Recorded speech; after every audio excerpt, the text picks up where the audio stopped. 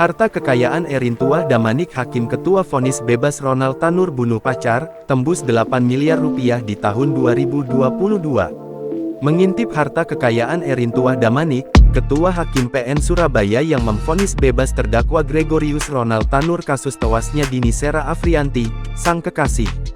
Diketahui jika Gregorius Ronald Tanur divonis bebas oleh Majelis PN Surabaya yang dipimpin oleh Erin Tuah Damanik bersama anggotanya, Mengapul dan Heru Hanindyo.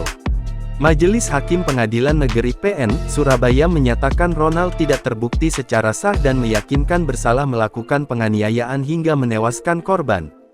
Dalam putusan sidang di Ruang Cakra PN Surabaya Rabu, tanggal 24 Juli tahun 2024 Erin Tuah Damanik menjatuhkan vonis kepada Gregorius Ronald Tanur.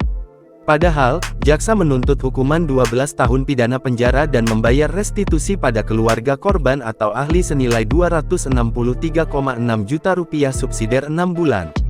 Tak ayal, sosok hingga harta kekayaan Ketua Hakim Erin Tuah Damanik jadi sorotan publik.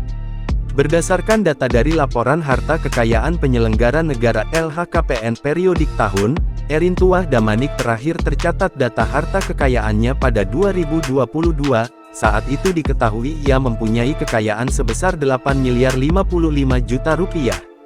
Kekayaan itu terdiri dari tanah dan bangunan, alat transportasi dan mesin, harta bergerak lainnya, serta kas dan setara kas. Berikut rinciannya. Diketahui ia memiliki harta berupa tanah dan bangunan dengan total sekitar 3 miliar 140 juta rupiah. Ia juga memiliki harta kekayaan alat transportasi dan mesin senilai 781 juta rupiah, di mana terdapat 3 unit mobil dan 1 motor.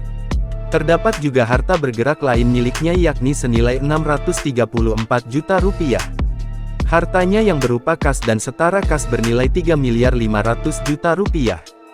Jadi, total harta kekayaannya yakni 8 miliar 55 juta rupiah pada tahun 2022.